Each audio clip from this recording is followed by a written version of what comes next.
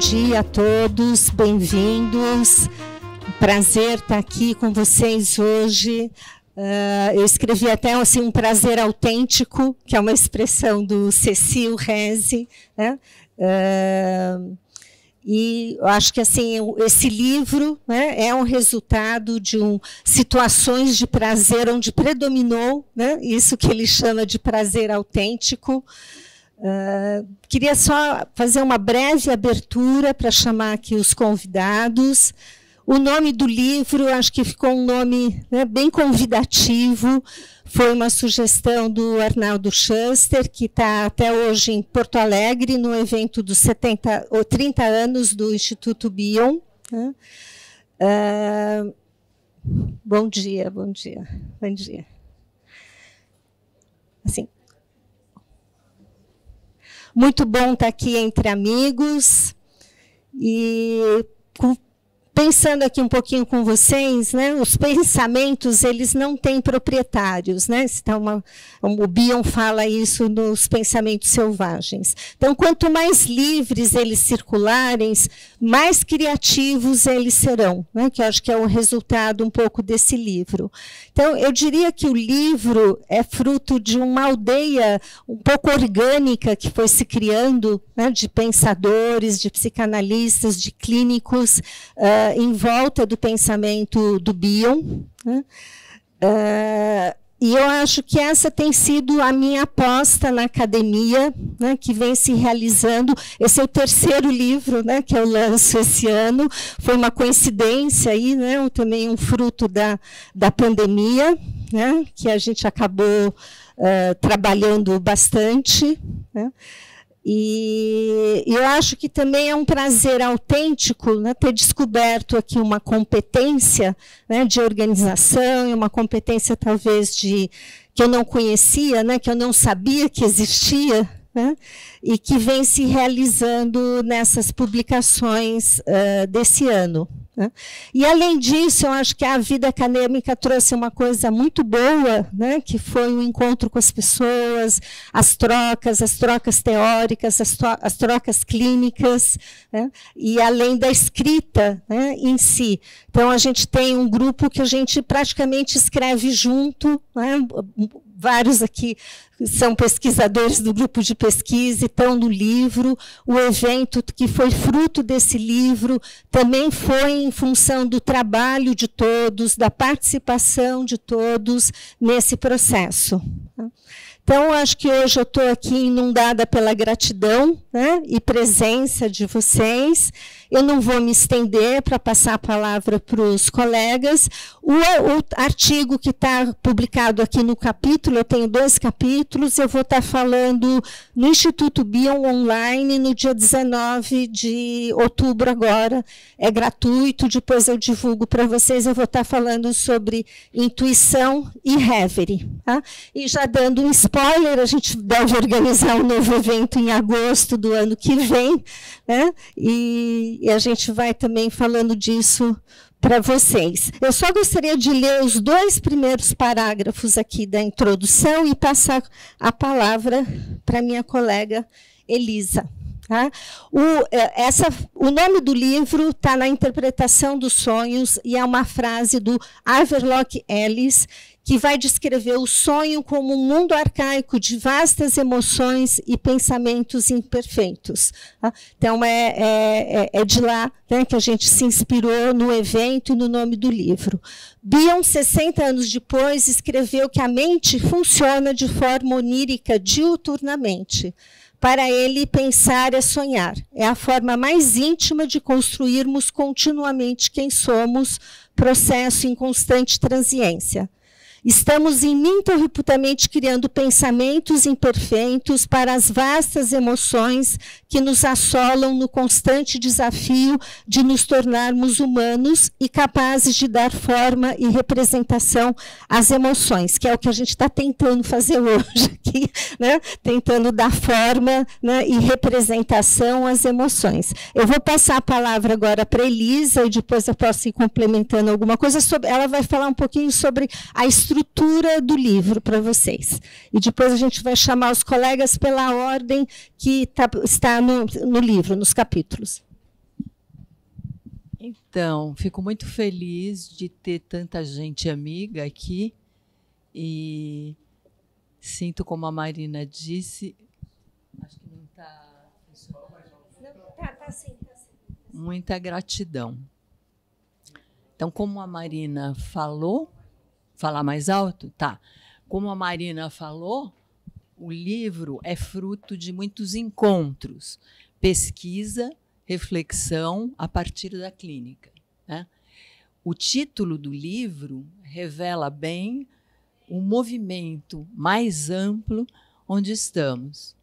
A necessidade de criar pensamentos, ainda que imperfeitos, para abrigar as vastas emoções que não param de criar turbulência para nós. Esse livro nasceu dos diálogos bionianos do ano passado e antecipa os diálogos bionianos do ano que vem. E a gente também está em preparação ao Congresso Internacional do Pensamento de Bion, em novembro de 24, né? Olhando ao redor, vemos tudo está em transformação. Aqui eu vou dizer 2 palavras para lembrar especificamente de uma parte do livro que eu considero muito significativa. É a segunda parte, porque os grandes nomes que falam na primeira parte não precisam de elogios, eles já têm uma enorme produção. Essa segunda parte se transformou em texto a partir das salas de discussão clínica e teórica e foram preparadas da seguinte forma. Antes do evento, alunos de mestrado e doutorado escreveram vinhetas clínicas que foram enviadas a psicanalistas com grande experiência na área. Esses psicanalistas, por sua vez, escreveram comentários teóricos que foram suscitados pelas vinhetas. Na hora do congresso, esses estímulos clínicos e teóricos foram apresentados em cada sala e geraram turbulências e insights. Foi essa intensa prática de diálogos que gerou a segunda parte do livro. Podemos compará-la a um grande psicodrama, onde todos foram atores, autores, personagens e plateia, todos produzindo conhecimento e tendo experiências emocionais. Essa parte do livro dá voz aos atuais pesquisadores do futuro. Essa é a proposta do Lipsic, o nosso jeito de fazer psicanálise, o nosso estilo de fazer pesquisa, escutando as vozes e as questões dos que estão emergindo na área. Seguindo a fala de Winnicott, só é possível ser original apoiando-se na tradição. A isso eu acrescento. Só é possível ser fiel à tradição, dando voz aos recém-nascidos na área. São eles que trazem sangue novo, outros olhares e novas questões. Eles precisam encontrar um lugar para conhecer e desconstruir o que já foi pensado. Criar, destruir e criar de novo. Acredito que esse é o trabalho da psicanálise em seu movimento próprio.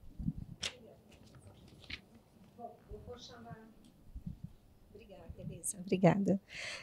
Acho que o que Elisa falou é importante, né? Só vou reforçar, acho que a segunda parte do livro é algo muito raro de se acontecer, né? Uma escrita com 4 pessoas, né? Com estímulo clínico, estímulo teórico, a colaboração, acho que o Júlio e a Evelise vão falar um pouco dessa experiência, que acho que foi uma experiência inédita, né? E com todas a geração nova, né? Que acho que essa é uma marca do Lipsic, né? Os pesquisadores aí do futuro, né, que estão surgindo, atuais e futuros. Atuais e futuros. Luiz Cláudio, por favor. O Luiz Cláudio vai falar um pouco sobre o capítulo dele, a aprendizagem emocional como trabalho básico, 7 notas e um avesso.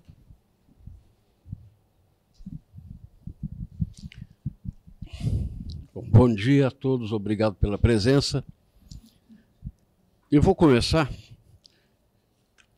mencionando uma frase do Bion, na memória para o futuro. Memória do futuro. Ele diz: eu não posso me sentir otimista quanto à minha possibilidade de tornar meu pensamento claro até para mim mesmo. E eu diria, para complementar, que se a gente tornar excessivamente claro, alguma coisa da experiência e do pensamento vai ser perdido. Então, quando eu escrevo, quando eu dou aula, enfim, quando eu tento me comunicar com meus colegas, eu procuro alguma coisa como um meio termo.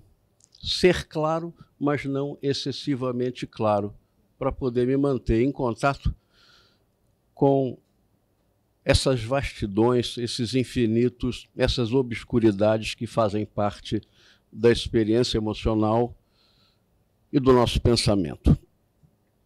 Nesse capítulo que eu apresentei no simpósio, eu falo, em primeiro lugar, de uma certa compreensão a respeito da saúde mental. Vejo que a saúde mental, ela depende da nossa capacidade de trabalhos psíquicos inconscientes. Freud já falava em trabalho do sonho, trabalho do xiste, trabalho do luto. Klein não fala exatamente nesses termos, mas a partir dela nós podemos falar, por exemplo, da importância enorme dos trabalhos de reparação, dos trabalhos de integração. O Bion fala do sonhar, que é diferente do sonho noturno de que falava o Freud em 1900. O Winnicott vai nos falar, de uma certa maneira paradoxal, do trabalho de brincar, porque brincar, no sentido do winnicottiano, também envolve um trabalho. E o que eu proponho nesse capítulo é a ideia de que a experiência precisa servir como base de uma aprendizagem contínua. Ou seja, aprender com a experiência emocional me parece um trabalho fundamental, ou seja, é a obra da função alfa, esse sonhar subterrâneo, permanente, para lidar continuamente, diariamente, durante o dia e durante a noite, com tudo que indigesto a experiência emocional nos traz. A gente poderia falar genericamente em frustração, mas não é só a frustração, são todos os efeitos emocionais da frustração, em termos de inveja, de raiva, de ciúmes, enfim, tudo isso pertence ao campo dos indigestos da experiência emocional, que nos exige permanentemente o trabalho. A gente sabe que essa aprendizagem com a experiência emocional, ela nem sempre funciona conforme o desejado. Existem resistências e obstruções às capacidades do trabalho inconsciente, e elas produzem muito sofrimento e adoecimentos. A melancolia, por exemplo, no lugar do trabalho do luto. A culpa, e não é uma culpa qualquer, mas as punições intencionais e inconscientes, no lugar dos trabalhos de reparação. A insônia, no lugar dos trabalhos do sonho noturno. Uma pessoa que não dorme de noite, ela também não consegue dormir, não é? Ela é assolada ou por terrores noturnos ou por pesadelos. Os delírios e alucinações no lugar dos trabalhos de processamento contínuo daquilo que é a percepção da realidade. Ou seja, sem trabalhos permanentes, inconscientes e conscientes, a nossa vida fica infernal e nós adoecemos sob vários aspectos físicos e psíquicos. Mas, isso também eu tento colocar muito rapidamente nesse texto, é importante pensar que a saúde mental, ela depende da nossa capacidade de repousar. Há momentos importantes de repouso, mas é claro que existe uma relação dialética importante entre trabalhar e repousar. Por exemplo, se não houver o trabalho do sonho durante a noite, eu não consigo dormir. Ou seja, o meu repouso fica comprometido, prejudicado pela incapacidade de trabalhar. Então, há momentos onde predomina o trabalho, há momentos onde predomina o repouso, mas tem sempre que haver capacidade de trabalho e capacidade de repousar. Isso me parece caracterizar aquilo que nós poderíamos chamar de saúde mental. E o trabalho de aprendizagem com a experiência emocional, ele é fundamental, seja para o repouso, seja para todos os outros trabalhos inconscientes. E como me deram muito pouco tempo, e eu acho ótimo que a gente tenha pouco tempo para falar, eu queria retomar aquela frase do Bion com que eu comecei, para contextualizá-la. Em Uma Memória do Futuro, essa frase do Bion pertence a um diálogo. Pertence a um diálogo em que um dos personagens se chama Bion, e o outro personagem, há outros também, eu vou falar, mas o outro personagem chama-se Myself. Então é o diálogo de Bion com ele mesmo. Então ele diz, para lembrar vocês, eu não posso ser otimista quanto à minha chance de me tornar claro para mim mesmo. E aí, mim mesmo, o personagem mim mesmo, tenta dizer para ele, percebi. Mas aí, percebi o seu ponto. Mas o Bion responde, então não é o ponto. Aí, mim mesmo, meio desconcertado, fala assim, quer dizer que eu estou errado? Você quer dizer que eu estou errado? Aí um Bion responde, não quis dizer isso, mas você está errado. Aí um outro personagem, Alice, se referindo, assim, numa interação com um outro, com o quarto, com Rosemary, fala assim, Rosemary, você pensa que consegue entender isso? E a Rosemary responde, não. Mas eu sinto que eu estou me tornando isso. Mesmo que eu não consiga compreender o que é tornar-se e ser.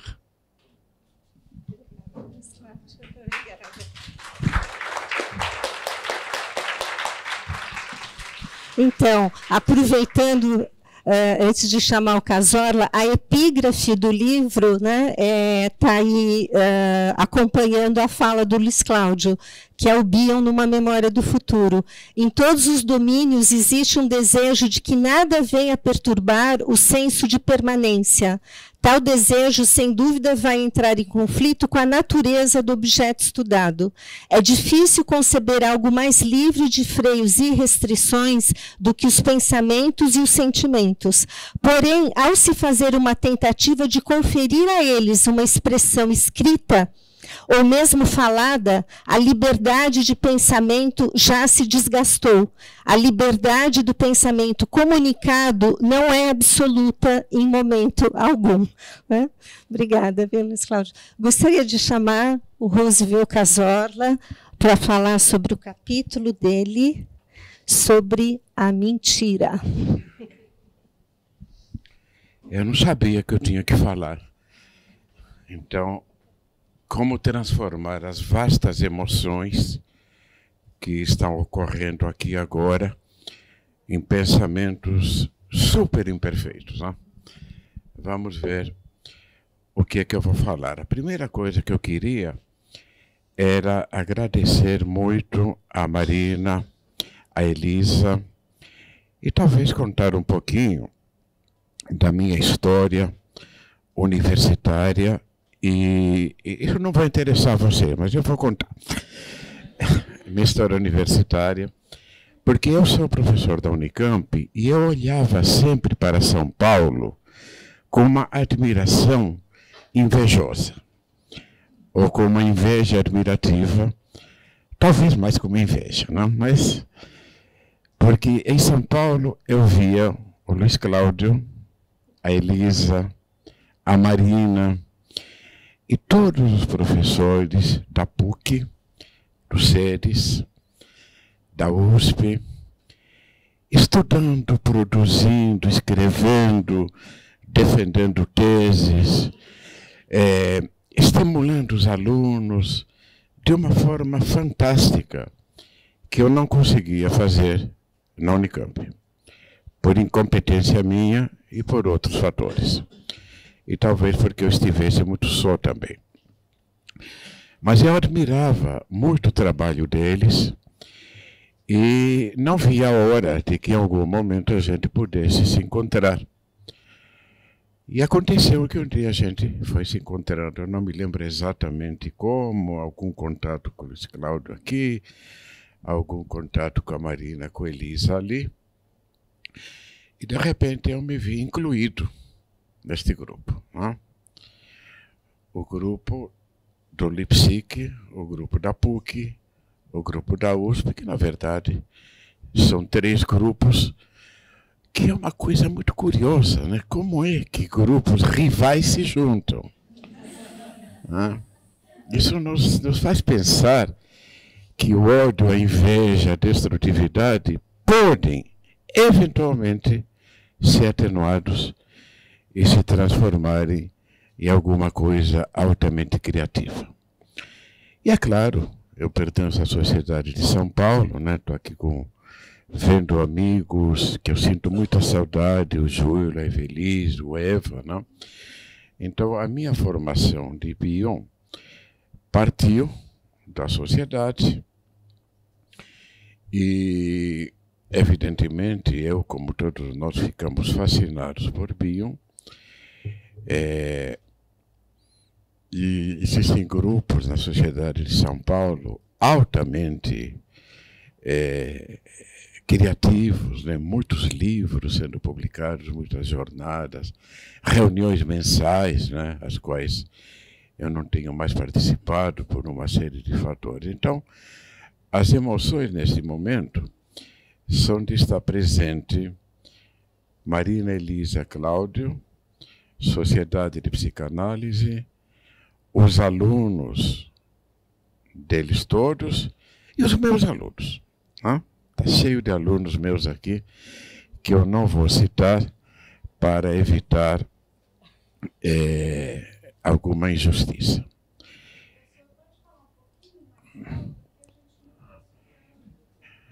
Tá bem. Vocês querem que eu comece de novo ou não, né? Eu estava dizendo, então, da minha alegria de estar aqui com vocês.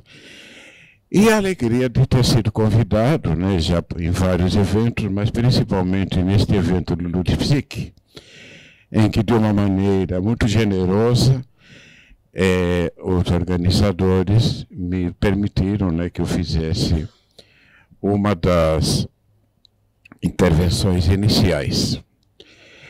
E essa intervenção inicial tem a ver com a mentira. A mentira é um assunto com o qual eu venho me debatendo já há bastante tempo. A mentira, a violência, o fanatismo, a destrutividade, a guerra. Evidentemente isso tem a ver com as minhas origens. Não é? Meu nome, Roosevelt Moisés, para quem quer saber, vão ser obrigados a saber. Meu nome Roosevelt é porque eu nasci logo após o final da Segunda Guerra e meu pai, judeu, né, ele achou que Roosevelt tinha salvo, de alguma forma, a civilização do nazismo. Né? E Moisés, porque tinha levado os judeus a atravessar o deserto. Só que ele me dizia, ele não, porque ele faleceu quando eu era muito criancinha. Mas meus tios me diziam uma coisa que eu tive que usar anos de análise para elaborar. Eles diziam assim: nem Roosevelt nem Moisés puderam ver o sucesso. Roosevelt morreu antes do final da guerra. Moisés não chegou à Terra Prometida. Então, os meus analistas tiveram que me convencer que talvez eu chegue. Mas seria verdade ou mentira? É meu desejo? É a realidade? É uma alucinose? É um delírio? Então, eu estava já estudando alguns aspectos da mentira quando a Marina me disse que eu falasse qualquer coisa que tivesse a ver com o Bion, próprio da generosidade do grupo. E eu resolvi escrever sobre a mentira, porque há uma frase do Bion que ela é muito bonita, eu vou ler para vocês. É aquela primeira, o comecinho do capítulo.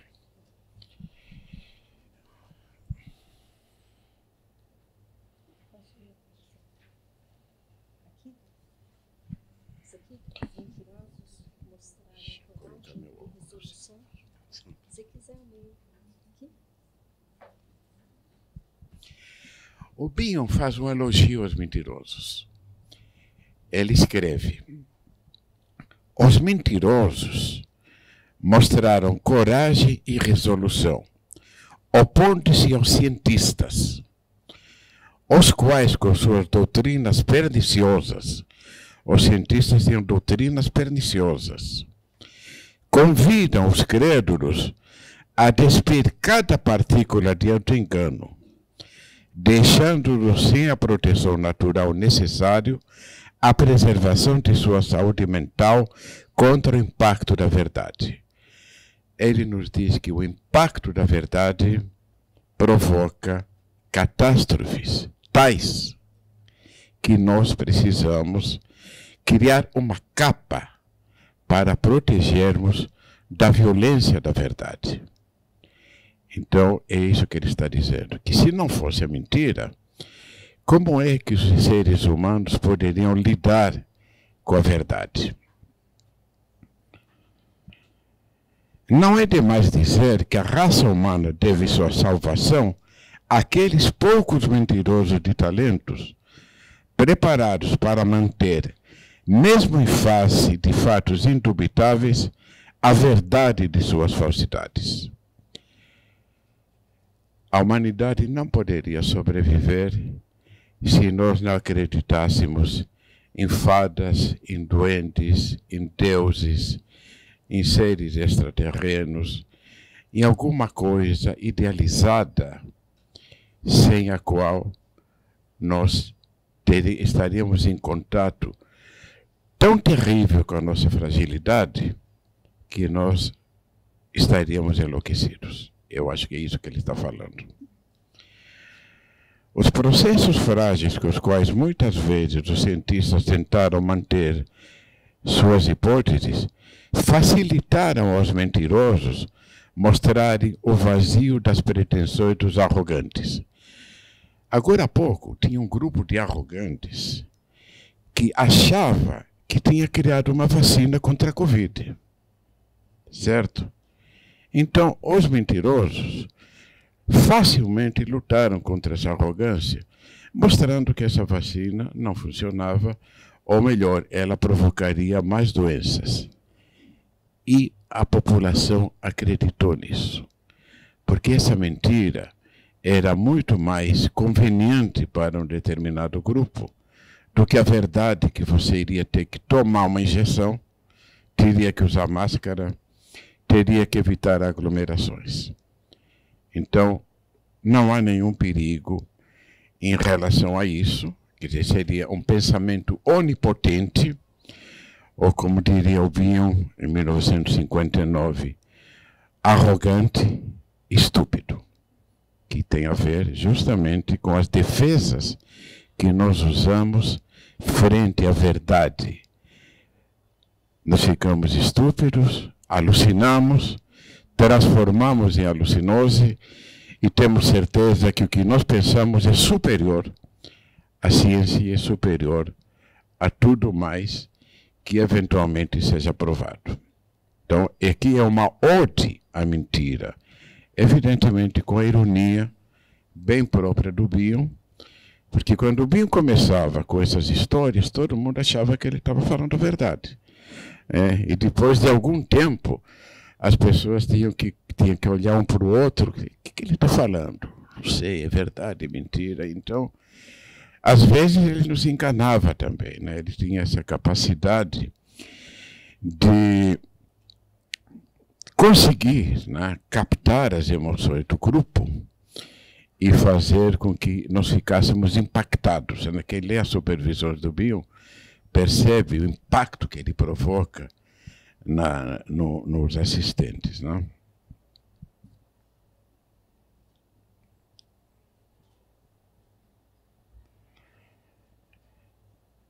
E assim, então, desculpe,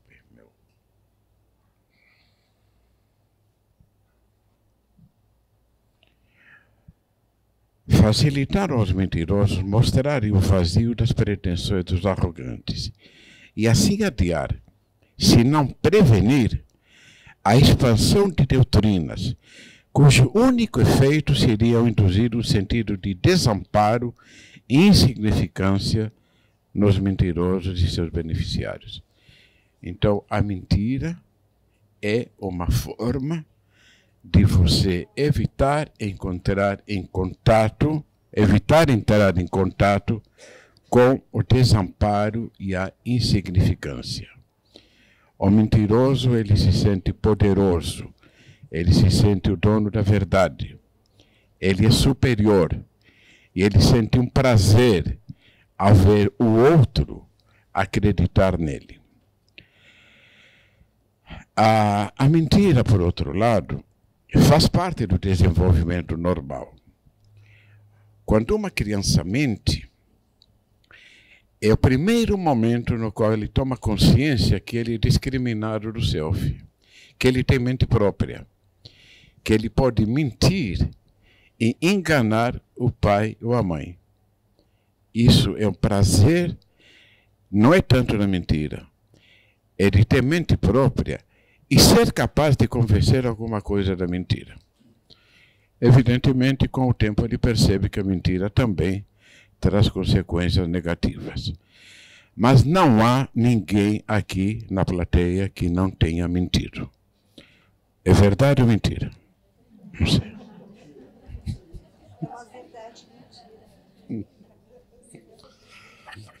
No texto, eu já vou terminar, marido. No texto existe também o paradoxo de Albúlides, que é um grego lá que é um paradoxo que os filósofos gostam porque não tem solução. O paradoxo diz o seguinte: eu sou o mentiroso. Isso é verdade ou é mentira? Se for verdade, eu não sou mentiroso. Se for mentira, ele está falando a verdade. Nós vamos nos encontrar com esse paradoxo o tempo todo com os nossos pacientes, que vão nos levar a essas áreas confusionais em que existem partes contraditórias, muitas vezes nos comunicando essas partes contraditórias, mas muitas vezes tentando confundir-nos para que nós não façamos análise. Por que o paciente não quer que nós façamos análise e ao mesmo tempo ele quer? Porque se nós fazemos análise, ele vai entrar em contato com a realidade da fragilidade, do desamparo, da loucura, do Édipo e tudo mais. Então, o paciente, ele vem em busca da verdade e ele vem para atacar a verdade. O analista também tem que trabalhar muito intensamente, porque a mentira é muito mais fácil de lidar do que a verdade. Eu aprendi muito na época que eu estava na Inglaterra e eu fiz supervisões com Rosenfeld e com a Betty Joseph. Elas me ensinaram muito. Esta última frase é mentirosa. Eu nunca estive na Inglaterra, nunca fiz supervisão com Rosenfeld, nem com Betty Joseph. Então, isso é apenas uma forma de mostrar para vocês como é fácil mentir. E como é fácil fazer vocês acreditarem na mentira. Obrigado. Muito obrigada.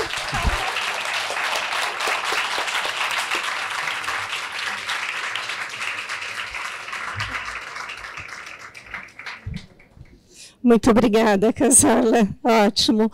Bom, agora eu vou chamar a Evelise, né, para estar falando justamente desse segundo ato do livro, e que é o capítulo, junto com a Thaís, né, Mariana, que está aqui também, o Davi Flores, que está aqui, o Renato Trachtenberg, de Porto Alegre, e a Evelise, né, que fizeram parte da sala. Evelise, por favor.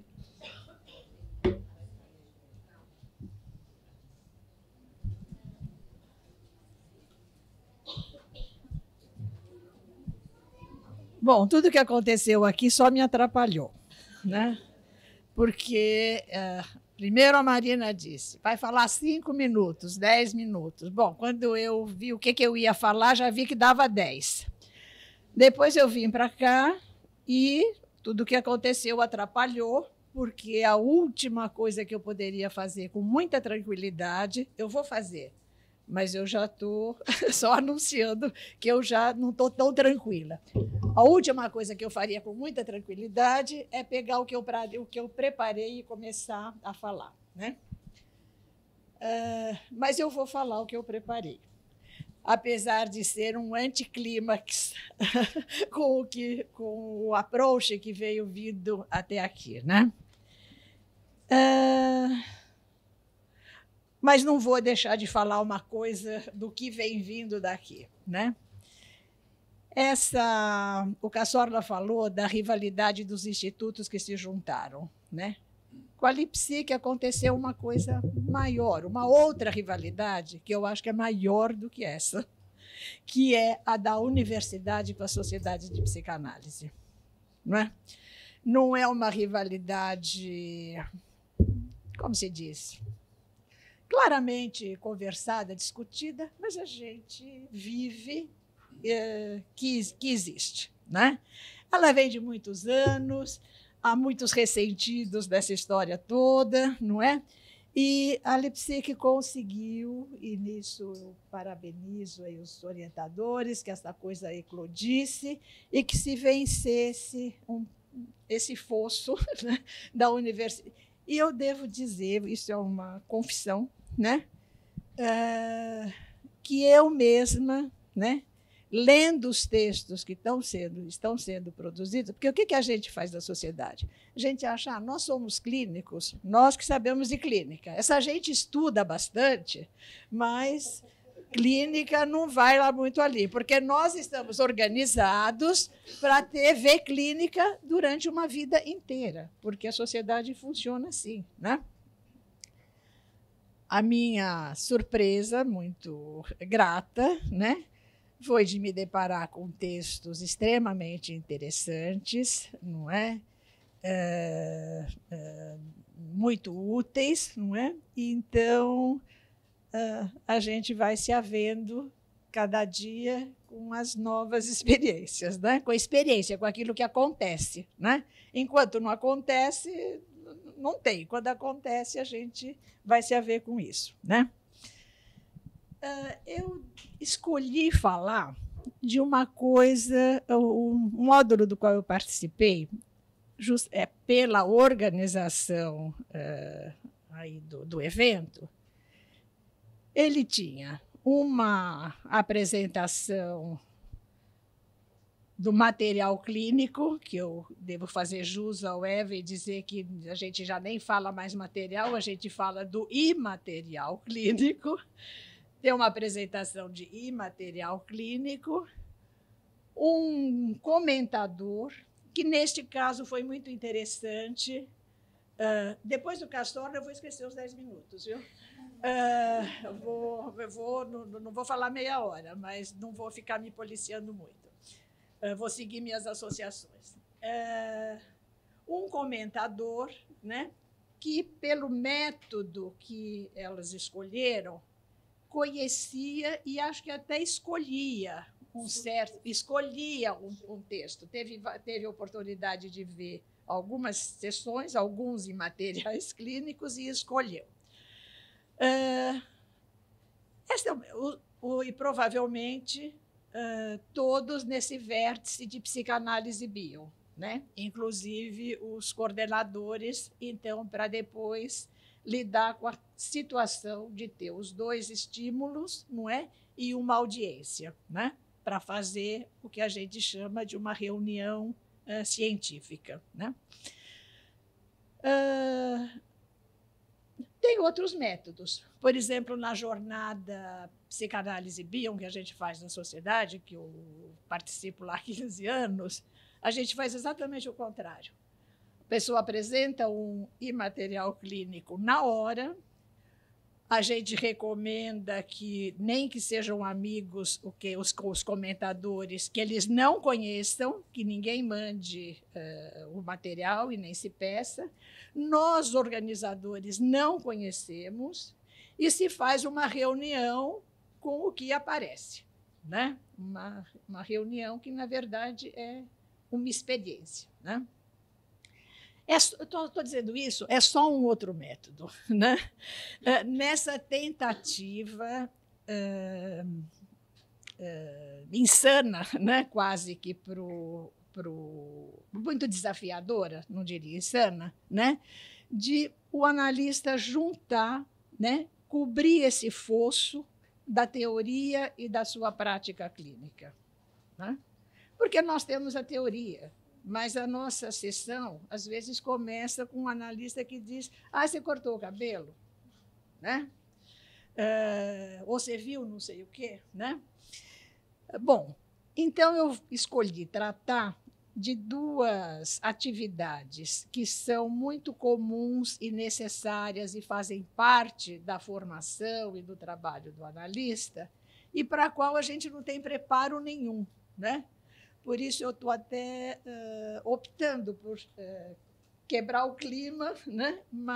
E fazer o que eu digo que não é para fazer. Eu deveria seguir o clima dessa reunião e ver o que se faz, para falar dessa coisa supervisão e coordenação de reunião clínica, que é uma coisa que nós fazemos muito e para a qual nós não temos nenhum preparo, né? Então, eu vou contar na minha experiência o que aconteceu, né? Vamos deixar o nome supervisão barato, né, para isso, né, por economia, né? O que aconteceu? Antigamente, né, como eu tenho 50 anos de casamento com a psicanálise, eu posso me autorizar com antigamente. Antigamente, a gente fazia o seguinte: você ia levar o material para supervisão, era recomendado que você escrevesse 2 sessões inteiras, né? Se já tivesse uma de uma semana, outra de outra, já tinha um prato cheio para o supervisor falar do luto do final de semana e da enorme perturbação do paciente porque ele ficou sem o analista, né? E que tudo que aconteceu, a briga com o marido no final de semana, foi pela falta do analista. Então, se escreviam 2 sessões, não é? Levava para o supervisor, e, geralmente, a supervisão era feita sobre o caso contado pelo analista. Às vezes, às vezes se discute um caso, ainda é uma prática usada essa, né? Às vezes você discute um caso como se conhecesse a mãe do paciente, o pai do paciente, a mulher do paciente, o filho do paciente, não é? E se fala desses personagens como se eles fossem reais, não é? Isto foi mudando, né? Gradativamente. Alguns analistas, ou talvez uma boa parte deles, né? Mas eu identifico isso em mim e em alguns colegas, a gente foi vendo que quem se mostra mesmo para o tal do supervisor, né, quando relata uma sessão, é o analista. Do paciente, se a gente for coerente, a gente não sabe absolutamente nada. Sabe essa construção que nos está sendo apresentada. né?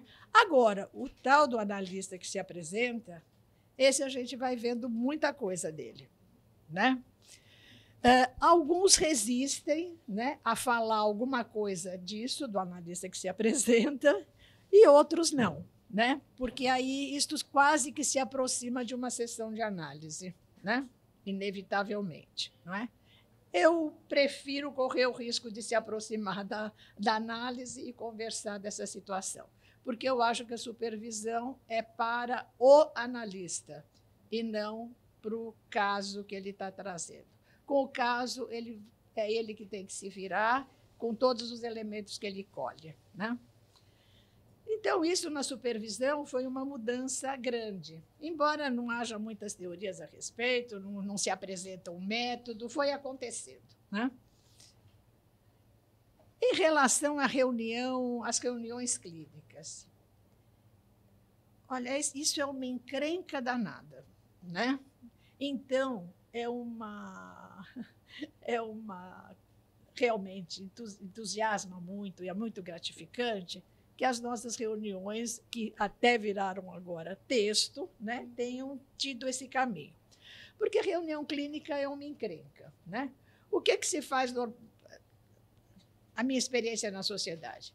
O que na sociedade se faz? Se fez muito. Hoje já tem nichos para várias possibilidades, não é? Chamava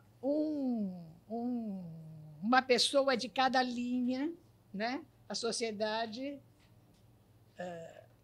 como que é? Eles são iguais, mas uns são mais iguais do que os outros, não é? Então, vem da mesma formação, né? Mas tem muitas diferenças. Então, chamam um bioniano, chamam um kleiniano, chamam um freudiano. Resultado, apresenta-se vários trabalhos muito interessantes, mas dificilmente dá conversa, né? Um outro modelo, quando você chama, como foi feito nesse evento, como a gente faz também na jornada de Bion, a gente chama os bionianos. Entre eles também tem muita diferença, né? É só um recorte que de início organiza um pouquinho mais, né? A conversa fica mais produtiva, me parece, porque pelo menos se usa uma linguagem comum, né? Nessa situação, né, na reunião, isso é da reunião científica. E aí o que acontece, né? Uma pessoa, quem apresenta o material clínico, esse também é o problema que hoje eu estou, em vez de fazer o que eu digo, eu estou fazendo o que eu critico, né? Porque eu estou apresentando o que eu pensei de apresentar e não uma coisa nova que tenha surgido aqui, embora esteja saindo de outro jeito, né? Quem apresenta material clínico, normalmente, não está muito interessado. A pessoa está tão em turbulência, né, com a apresentação, que ela não está muito disponível para escutar, né? Ela está muito perseguida.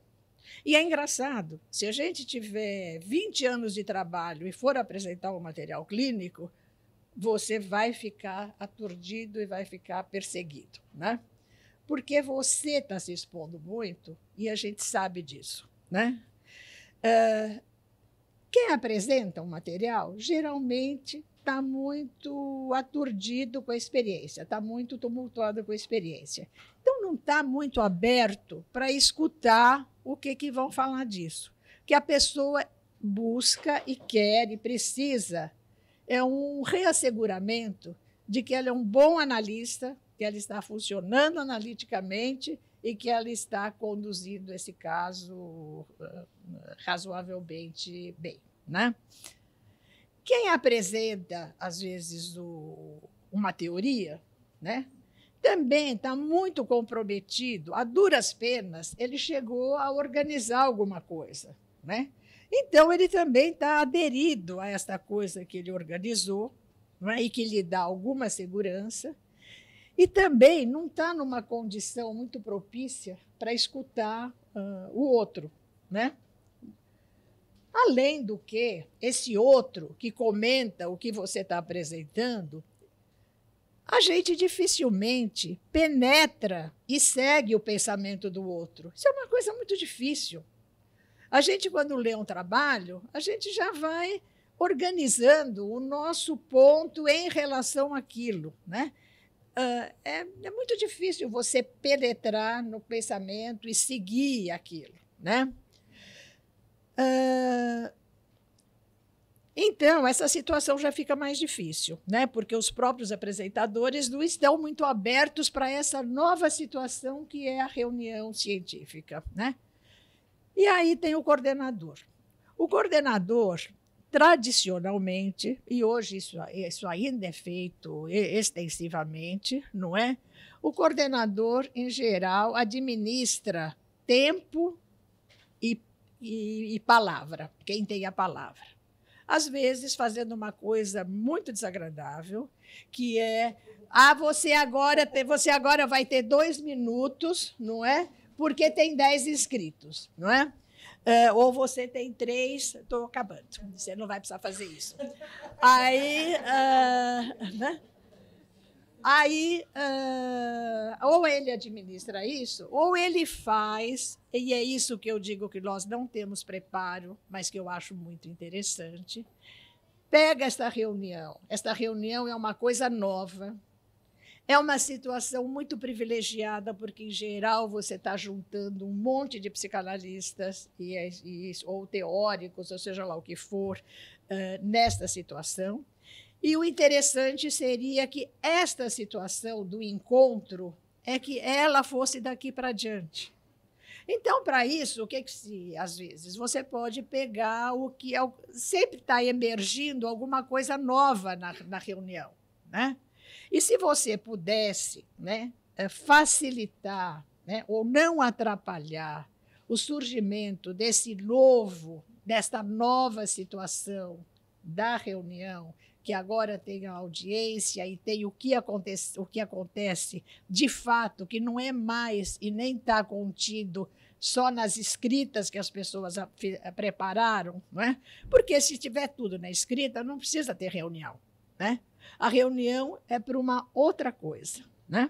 Então, mas esta é uma tarefa para a qual nós não temos treinamento e que ela é muito difícil e que a gente vai fazendo como dá, igual tudo na vida. A gente vai fazendo como dá e o que pode. Muito obrigada, era isto. Obrigada. Então, acho que a Evelise deu uma noção do desafio que foi, da produtividade, da gente ter conseguido escrever esses 5 capítulos, né, em grupo. E o Júlio Fostengarden vai falar um pouco do capítulo 10, que chama Pares e Triângulos, Pré-concepção e Pensamento. O material clínico quem apresentou foi o Vitor Costa, não sei se está aqui hoje, e uma colega do Rio que também coordenou e ajudou na escrita do capítulo. Júlio. E para mim é um prazer misturar universidade com sociedade. Fazer pontes. Bom dia a todos. Eu vou ser muito rápido. Primeiro, eu queria contar do impacto que eu tive quando recebi o convite da Elisa e da Marina, através de um telefonema da Marina, ou uma mensagem, depois falamos, não lembro mais, já faz um tempo. Mas o impacto foi com o título, não é, do evento, né, que eu falei, eu não tinha entendido muito bem o que era, mas eu já gostei do título, falei, então eu vou participar, não sei o que é.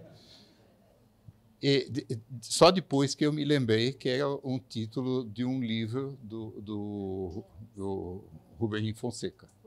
Do Rubem Fonseca. Não sabia que era também, que tinha sido citado pelo Freud a partir do Havelock Ellis. Isso eu vi agora, não é, lendo o livro agora pronto. Eu não conhecia. Vai ver que ele plagiou o Rubem Fonseca.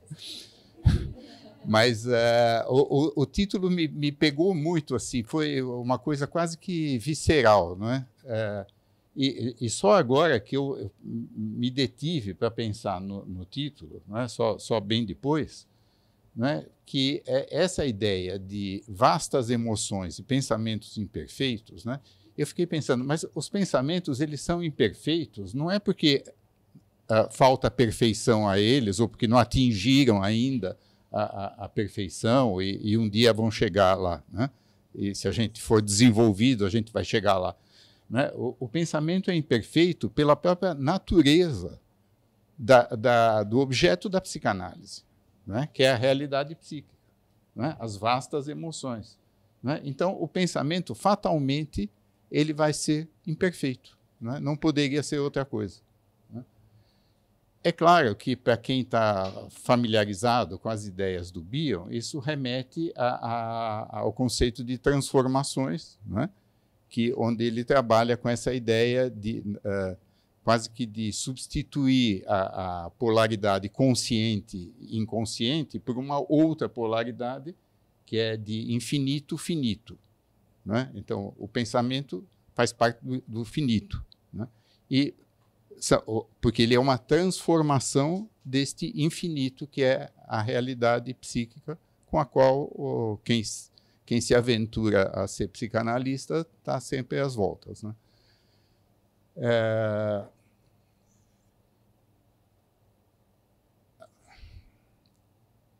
Eu achei muito interessante a participação nesse grupo. Foi uma participação assim como convidado, não foi uma participação assim muito próxima, mas eu recebi, não me lembro mais, mas acho que foram quatro materiais clínicos e materiais.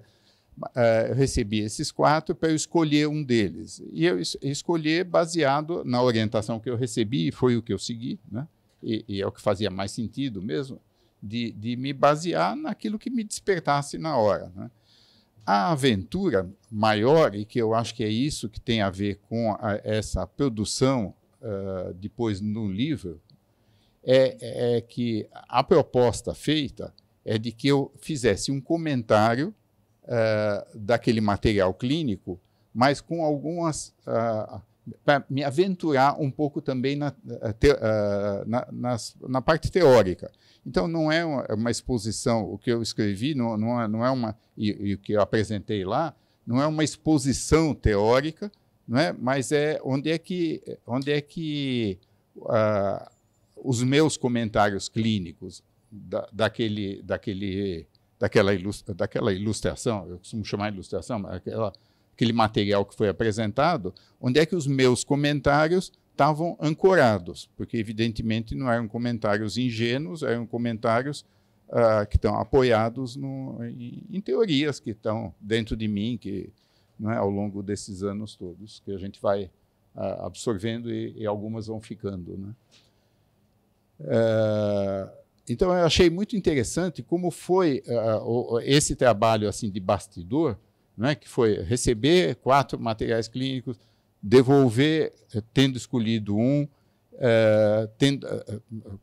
a proposta era de dar um nome para aquela sala de discussão, não é? Que eu dei esse nome que você leu. Como é que é? Triângulos, pré-concepção e pensamento. Esse foi o título que a ilustração despertou, e o que está publicado são os meus comentários que apresentei na hora e que eu fiz, não é? Que evidentemente não vou falar deles aqui, não. Quem se interessar, aí lê, né? Compre o livro. A Marina e a Elisa agradecem. Acho que eu não vou receber nada. Mas é uma satisfação, sim, que o livro seja lido. Então, eu achei a organização toda muito inclusiva, assim, né, nesse crescendo, né, de participação. Outros apresentaram textos, assim, o Inácio, o Luiz Cláudio, né, o Roosevelt, né, eles apresentaram um texto, foi uma outra apresentação da qual eu não pude participar, né, que foi na véspera à noite. Eu não assisti, mas eu li os textos de vocês agora no livro, né, e são todos muito bons. E muito obrigado pelo convite.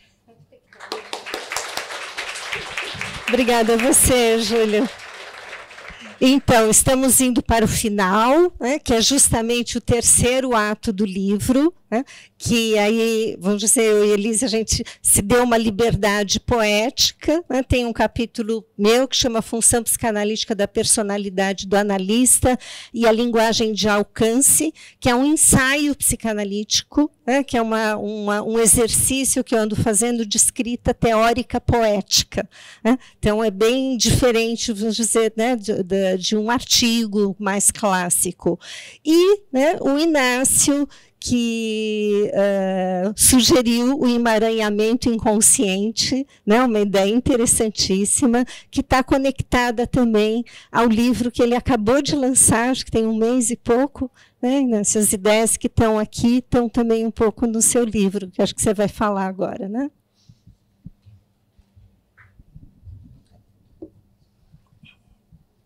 Bom, eu começo dizendo obrigado a todos por poder falar com tantos amigos, rever tanta gente, que o tempo, né, o tempo é escasso.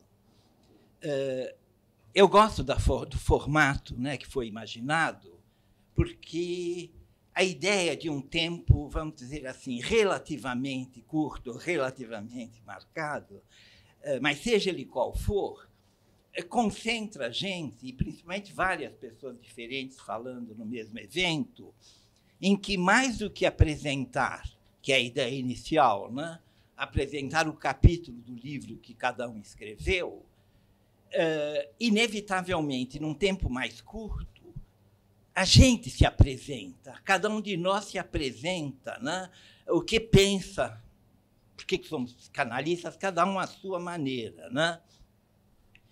Então, a maneira que eu pensei, né, que logo me ocorreu, é citar 2 frases que eu acho que me definem, se tornam quase um lema de vida, né? Curiosamente, uma vem da música e outra vem do Zen, que, de alguma maneira, já é uma apresentação inicial minha, né? A da música, não sei quantos conhecem Paco de Lucia. Paco de Lucia, talvez o maior guitarrista flamenco, pelo menos da época que nós pudemos ouvir, né? E de uma tradição flamenca, né? Paco de Lucia é a mãe dele. Então, era como se denominava o Paco, filho de Lucia, né? O que é muito bonito também. Mas a frase dele, bom, antes de dizer a frase, os que sabem, Paco de Lucia revolucionou o flamenco. Reparem, o flamenco tem raízes, tem tradições fortíssimas ao longo de séculos, né? Com conteúdos culturais, sociais, éticos, etc. e tal. Aí, a frase, quando o Paco de Lucia propõe uma série de mudanças rítmicas, mudanças harmônicas, mas em que se mantém aquela coisa do flamenco, começou a haver resistências, né? Todos os guitarristas tradicionais, isso não é flamenco. É uma primeira palavra que nos remete a uma palavra. Isto não é psicanálise. Sem pretensão, acho que tudo é psicanálise de alguma maneira. Mas, voltando ao Paco, aconteceu a mesma coisa com Piazzolla. Isto não é tango, isto não é... Para poder perceber a riqueza, né? Enfim, a frase do Paco de Lucia, diante das resistências, né? Eu apenas quis abrir uma janela para entrar novos ares, com todo o respeito pela tradição, e aí é que vem, mas sem me intimidar por ela. Eu acho que isso é o nosso dia, não nos intimidarmos pelo que aprendemos ou por uma regra, é psicanálise, não é? Pode, isso vai se tornando meio banal ao longo do tempo. Claro que a idade ajuda muito, né, a deixar de lá, a se intimidar menos com as coisas, né? A outra frase é de um pensador zen, Shunryu Suzuki, um único livro, e que ele dizia, o nome do livro é Mente Zen, Mente de Principiante. E a frase que eu gosto, ele diz, a mente do principiante tem muitas possibilidades. A mente do conhecedor, podemos até botar aspas nesse sentido, tem poucas possibilidades. Evidentemente, ele não está dizendo que não se estude, que não se torne um conhecedor, etc. e tal. Mas com desapego por aquilo, e a visão voltada para o que é novo, para aquilo que não se sabe. Então, gostei muito, né, da fala delas e de trazer pessoas mais jovens, né? Eu cada vez gosto mais de falar pessoas mais jovens, porque me traz mais coisas surpreendentes, né? Menos ideias prontas. Então, são 2 lemas de vida, muito mais do que lemas de psicanálise. Eu acrescentaria 2 frases mais recentes, que aí tem com as abordagens que eu faço, que eu falei na música, falei no Zen, e eu poderia dizer a física, a matemática, a ciência contemporânea, a transdisciplinaridade, algo que transcende, é tudo uma parte, não existem disciplinas separadas, e a psicanálise não pode funcionar como disciplina separada, pelo contrário, né? Então, 2 frases. Uma de Spinoza, tem uma Carta do Infinito. Quase todos conhecem, quem não conhece eu recomendo, mas, resumindo, ele faz, 500 anos atrás, ou algo assim, uma definição, uma ilustração do que seja o infinito. É impossível definir, não cabe definição ao infinito, né? E aí ele coloca o que é uma série de números, 1 mais 1 mais 1 mais 1 mais 1, isso não é infinito. O infinito não tem partes. O infinito abrange a totalidade das coisas. Isso explica um pouco o nome do meu livro, outro, Inconsciente, Nuvem Infinita. Claro, nuvem tem a ver com o cloud internetico, né? Só que é uma nuvem infinita. Como se pudéssemos imaginar que, nesse momento da nossa cultura, a totalidade das memórias internéticas, desde que surgiu, está presente em nós. A ideia do inconsciente é que o inconsciente seja essa memória ontológica e filogenética da espécie humana, chame-se instintos, pulsões e muito mais, né? Então, essa é uma ideia que dá uma compreensão.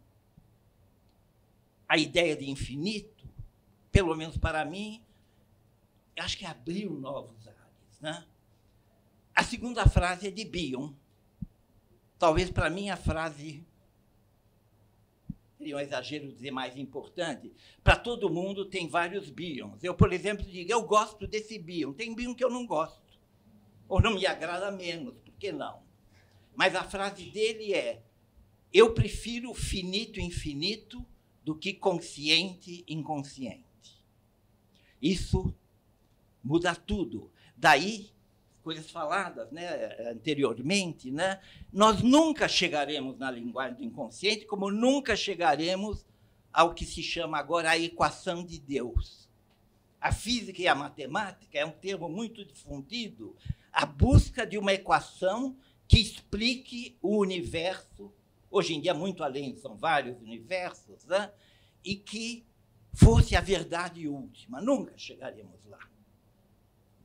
Exatamente porque a busca é que interessa, né? Eu diria que Freud criou 2 coisas absolutamente novas. Para mim, são fundantes, e é o que me interessa mais na clínica, né? A ideia de inconsciente como common ground. Podemos ter escolas diferentes, ênfases diferentes, mas o inconsciente é que é a base de tudo.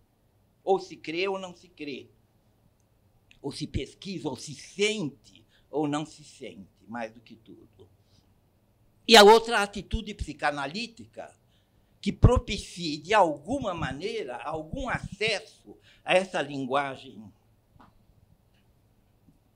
nem sei se o termo linguagem cabe, essa metalinguagem, o nome que queira se dar, que sempre nos escapará. Mas qual é a atitude? E essa atitude não só na clínica, é a atitude no mundo. Um psicanalista é, no consultório, o que ele é no mundo. Não existe alguma coisa que transpõe o umbral da sala de atendimento, do setting, e, de repente, baixa o santo nele. Claro, baixa no sentido de compreensão, de uma disposição, mas que esse desapego de si, das coisas, que é como eu entendo Reverie de Bion. Para chegar em algo que eu quero falar do texto publicado no livro, então Freud criou, para mim, essas são as duas, o novo fundamental. E a gente podia pensar o que é novo, né? Podíamos pensar de duas maneiras. Uma é uma ideia nova que torna obsoletas as ideias anteriores sobre isso. Perdem o sentido. A não ser construir andaimes da ideia nova. A outra torna essas ideias contingentes. A física de Newton se tornou válida dentro de um núcleo muito contingente da realidade física e matemática total, né? Então, eu pensei, o meu texto parte por aí, emaranhamento inconsciente. O que eu quero dizer com isso? Emaranhamento é o termo em português, para uma expressão inglesa, entanglement, que pode ter muitas relações criadas entre coisas em que não há uma explicação lógica. Isso depende disso, isso depende disso. De certa maneira, uma ligação entre todas as coisas, que é a busca da matemática e da física, com grandes avanços, e da biologia, claro. Então, esse inconsciente coletivo de Jung, e que Freud chega já no fim, herança arcaica, curioso que se fala pouco disso, é exatamente o mesmo conceito. Freud e Jung reconciliados. Essa totalidade de outra linguagem que tentamos acessar. Então, essa pequena história de Freud que eu quero contar, sempre me interessou esse texto, Telepatia e Psicanálise. Ele escreve em 20, 21 e depois em 33, que só vai ser publicado bem depois, né? Eu acho que 33 é um ano fundamental na obra de Freud. Meio brincando, eu diria, se a gente começasse a ler só daqui para frente, porque é onde ele estava muito mais maduro. Várias das outras ideias se tornaram, de certa maneira, contingentes ou obsoletas, na própria conceituação dele. Aquilo ele deixa para trás. Ele reescreve, né? E Bion, com Second Thoughts, repensando, né? Então, quando Freud publica com maior cuidado, no primeiro de 20 e 21, metade do texto é pedindo desculpas, que ele não está entrando numa sina, né? Mas, ao mesmo tempo, colocando a experiência que ele vive. De repente, surge alguma coisa, tchá!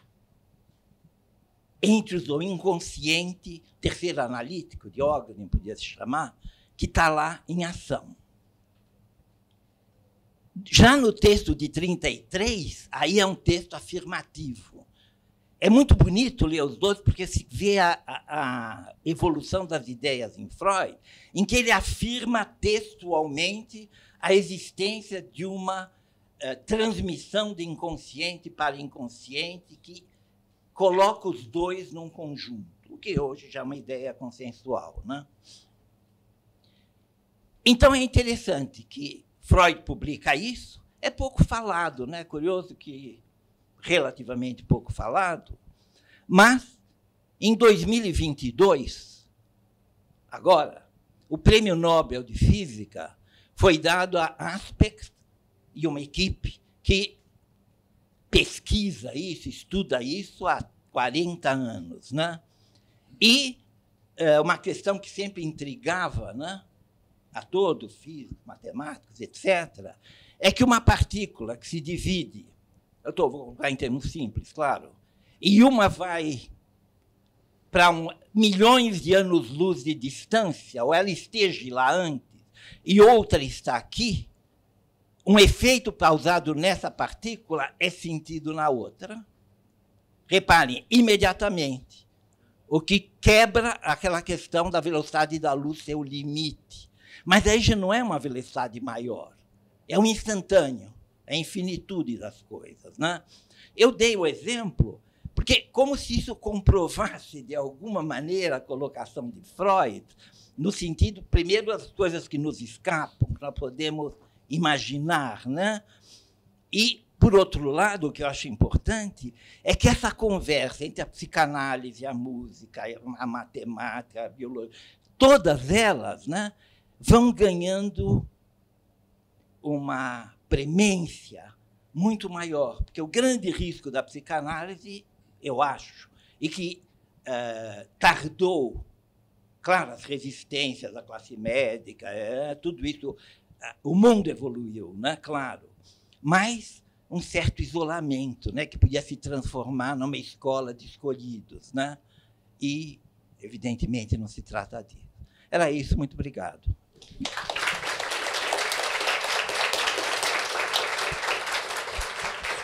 Obrigada, Inácio.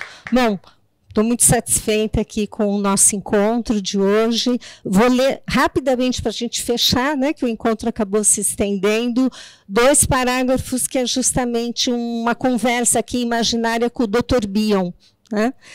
Eu vou ler só o finalzinho da carta, né, se foi escrito por mim, que eu escrevo assim: continuarei andando um pouco distraída por aí, Dr. Bion, em estado de serendipidade, o jogo das escadas e das cobras, o acaso e as escolhas, o pré e o pós-natal, a vida.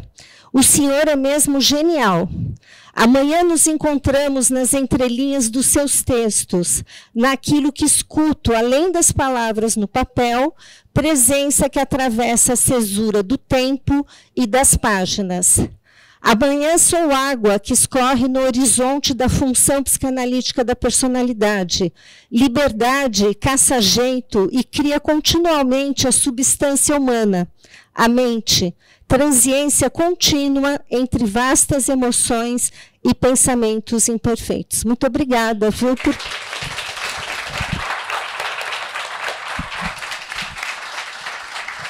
Olha, queria agradecer muito a presença de todos e eu recomendo muito a leitura e a releitura do nosso livro.